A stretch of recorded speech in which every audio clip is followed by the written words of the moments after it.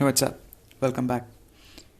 Before I start the podcast, I'd like to remind you that this podcast is also available on Spotify, Google Podcast, or wherever you listen to the podcast. To begin with, for you to be here now, trillions of drifting atoms had somehow to assemble in an intricate and curiously obliging manner to create you.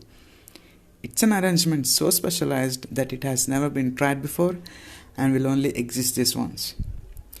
For the next many years, we hope these tiny particles will uncomplainingly engage in all the cooperative efforts necessary to keep you intact and let you experience the supremely agreeable but generally underappreciated state known as existence.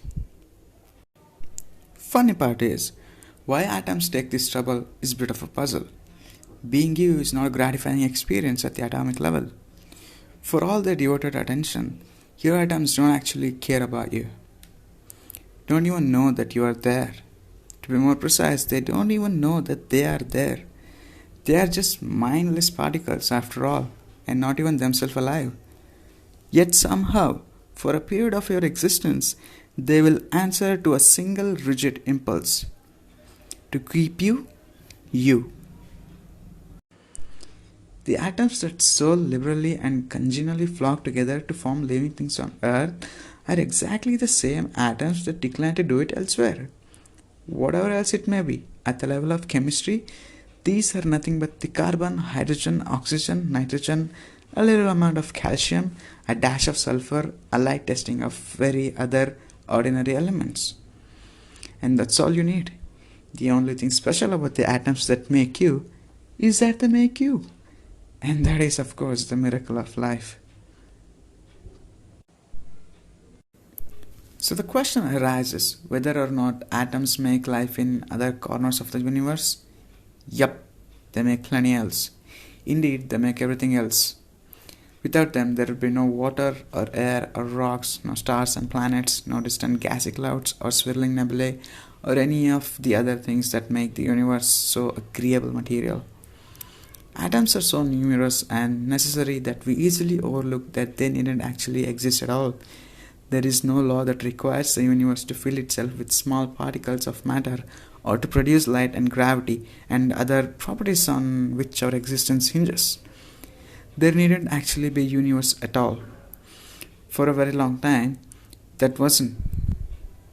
There was no atoms, no universe for them to float about in. There was nothing. Nothing at all, anywhere. So thank goodness for atoms. But the fact that you have atoms and that they assembled in such a willing manner is only a part of what you got here. To be here now, alive in the 21st century and smart enough to know it, you also had to be a beneficiary of an extraordinary string of biological good fortune. Survival on Earth is surprisingly a tricky business, thanks to the inventions and innovations of Homo sapiens. As I said earlier, atoms make up everything there is. They are the tiniest possible piece of matter and are found in everything. They even measured in picometers, okay? From this one elemental piece of primary matter, all gases, solids, liquid, and even light comes into existence. This understanding of the world was first expressed by ancient Greek philosopher Democritus.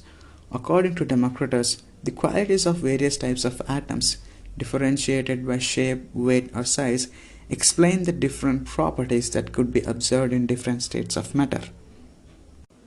Democritus based his notions of atomic theory almost purely on speculation, as he had no way of observing atomic phenomena.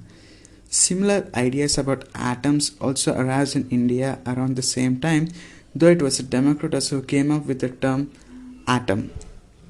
However, it was not until the late 18th and early 19th century that scientific advances allowed researchers such as John Dalton to test Democritus' atomic theory.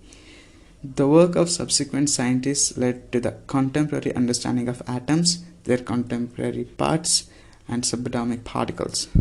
Even though atomic theory began as little more than a philosophical musing, it eventually became a foundational concept of modern science. Not only did atomic theory allow for quantitative empirical measurements of matter, it allowed researchers to make and test prediction based on their understanding of how matter was composed at the very fundamental level, enabling the development of both theoretical and practical scientific application hand in hand.